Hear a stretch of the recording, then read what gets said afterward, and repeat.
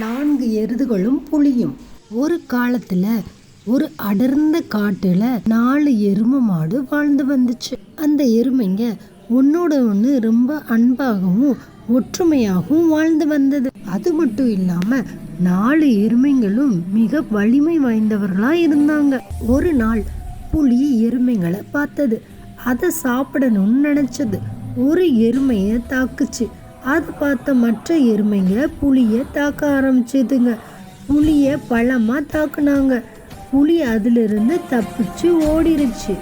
அதுக்கப்புறம் புலி எப்போ எருமைங்களை பார்த்தாலும் பயந்து ஓடிரும். ஆனால் இந்த புலிக்கு எருமைங்களை சாப்பிட முடியலையேன்னு ரொம்ப கவலைப்பட்டது. இதனை பார்த்த நரி, ஏன் இவ்வளவு சோகமா இருக்கீங்க புலியாரே?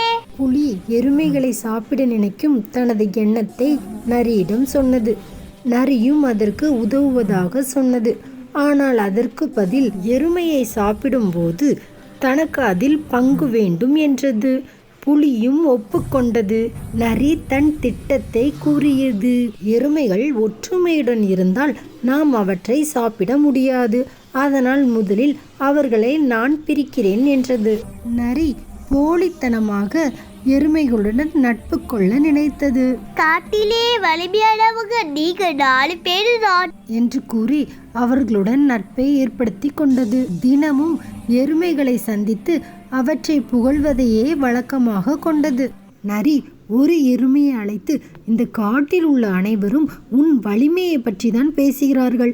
சிங்கத்தை நீ அடித்து விரட்டியதை பற்றியும் பேசுகிறார்கள் என்றது. ஆனால் உன் நண்பர்கள் உன் வலிமையை பற்றி ரொம்ப குறைவாகவும் சிங்கத்தை தாக்கிய போது நீ எதுவும் செய்யவில்லை என்றும் கூறுகிறார்கள் என்றது. ஒவ்வொரு எருமைக்கிட்டையா போய் மற்ற நண்பர்களை பற்றி கதை கட்டி விட்டுச்சு.